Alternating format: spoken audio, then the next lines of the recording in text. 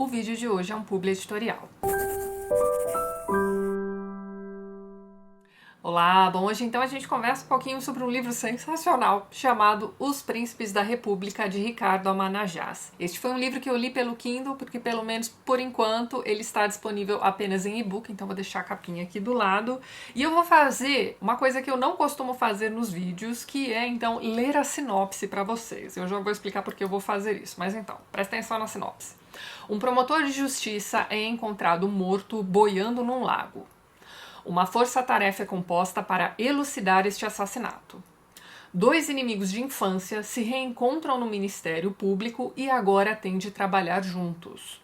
Durante as investigações, descobre-se que existe uma rede de corrupção espalhada por diversos setores econômicos e do serviço público.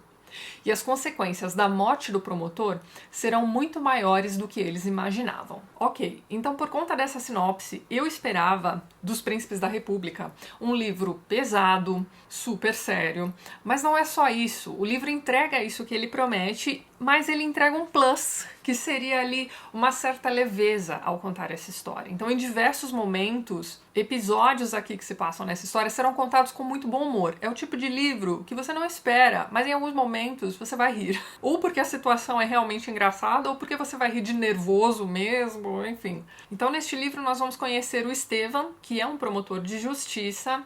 Ele tem ali o inimigo de infância, né, da sinopse, que é o Jorge. Então, no início desse livro nós vamos acompanhar algumas memórias da infância do Estevam. Então ele vai se lembrar, por exemplo, do sonho dele, que era fazer parte do timezinho de futebol ali do bairro, mas nunca ninguém deixava ele entrar nesse time, porque ele era muito franzino, perna de pau, não sabia jogar nada, enfim. E por conta disso também ele sofria um certo bullying dos amiguinhos, principalmente de um cara chamado Jorge, que era ali o fortão da turma.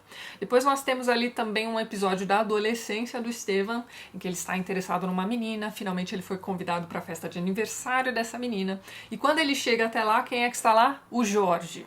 E aí ele aplica uma brincadeira que eles vão chamar de telefone do Jorge, que é aquela coisa de você levar um tapão na orelha, enfim. O Jorge faz isso com o Estevam, ele acaba caindo de cara no bolo de aniversário da menina. Então você imagina aí a vergonha que ele passou.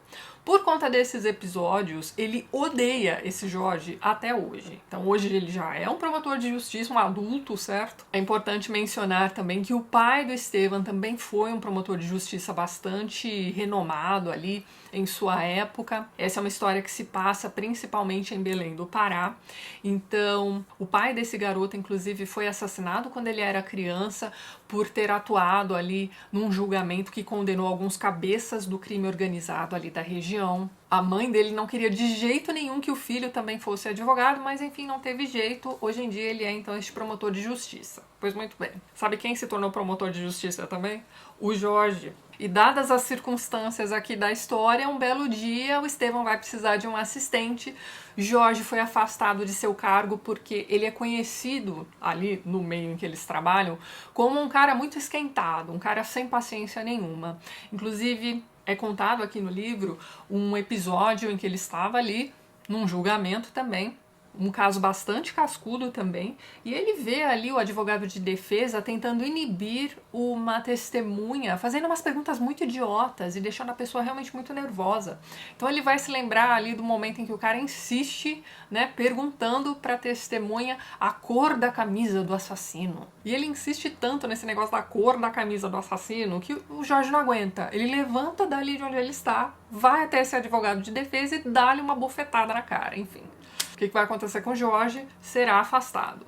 Só que nós estamos ali num período bastante complicado. Estevam tá ali assoberbado com seu trabalho e tudo mais, então seu chefe acaba trazendo para ele ali um assistente. E quem seria esse assistente? O Jorge. E aí é aquilo, né? O que você espera, né? De dois adultos, né? Enfim, quando o Estevam dá de cara com o Jorge, ele fica naquela situação de não acreditar que aquilo esteja acontecendo com ele. Enquanto isso, o Jorge não tá nem aí. ele não se lembra de nada, né? Pra ele, nada daquilo que ele tinha feito na infância e na adolescência tinha sido importante, entendeu? Ele, inclusive, faz um certo esforço pra tentar se lembrar o que foi que ele fez de tão terrível pro colega. Mas, enfim, dadas as circunstâncias, eles agora estão se ajudando, certo? Pois muito bem. Além desses dois personagens que são os principais da história, nós vamos acompanhar também a história da Maria de Oliveira. Maria de Oliveira é uma juíza conhecida por ser uma pessoa muito honesta e muito correta em tudo aquilo que ela faz. Nós temos ali um exemplo de um caso de uma senhorinha dona de diversos imóveis ali da região que está ali num momento frágil de sua vida. Ela começou a desenvolver ali um certo Alzheimer, algumas outras complicações, e ela não está mais dando conta do seu trabalho.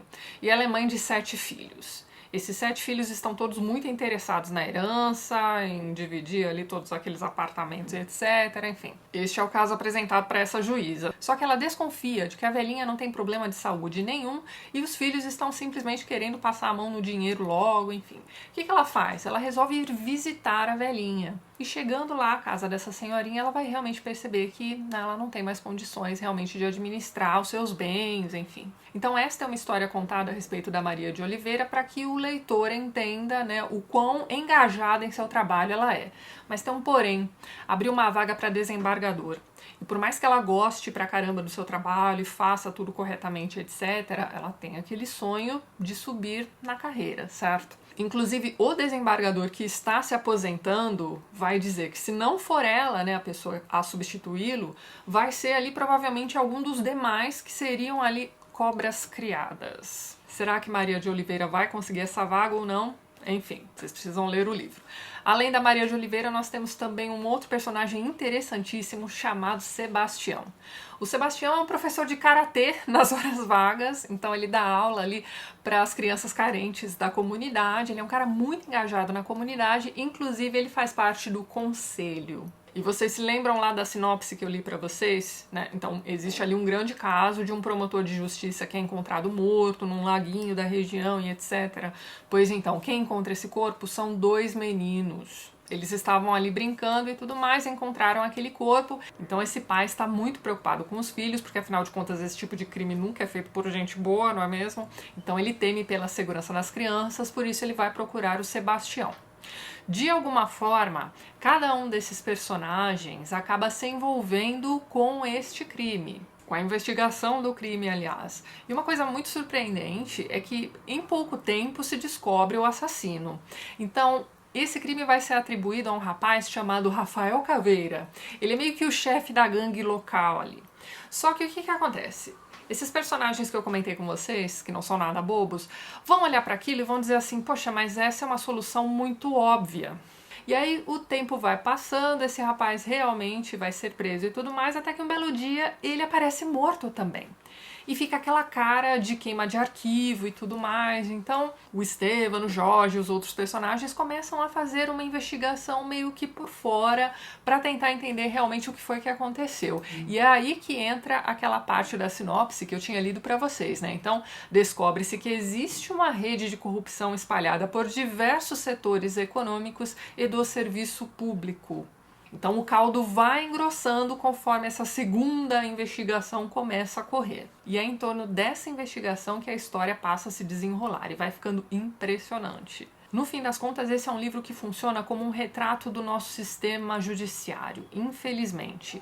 Então, aqui nesse livro, o autor criou um microcosmo que se passa ali em Belém do Pará, com alguns braços em outros estados do país também. E, infelizmente, nós percebemos muita verossimilhança com o que realmente acontece no nosso país, certo? Então eu recomendo fortemente essa leitura a todos vocês. Esse é um livro que está disponível no Kindle Unlimited, então se você já é assinante, você pode aproveitar a sua assinatura para baixar o livro. E caso você ainda não assine o Kindle Unlimited, lembre-se de que o primeiro mês, né, o mês de degustação, é gratuito. E você não precisa ter o aparelho Kindle para assinar o Kindle Unlimited, hein? Você pode baixar o aplicativo também gratuito para o seu tablet ou para o seu celular. Eu vou deixar o link lá embaixo para onde vocês podem encontrar o e-book na Amazon e também alguns outros links através dos quais vocês podem entrar em contato com o autor do livro, certo? Não deixem de voltar aqui depois para me contar o que vocês acharam dos Príncipes da República e eu vejo vocês nos próximos vídeos do canal. Um beijo grande e até mais!